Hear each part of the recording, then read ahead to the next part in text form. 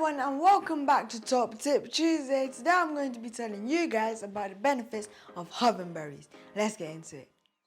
Number 1. The Hawthorn berries have been known to treat digestive issues, mainly in digestion and stomach pain. This is due to the fibers that the berries contain, which has been proven to aid in digestion and reduce constipation by acting as a prebiotic.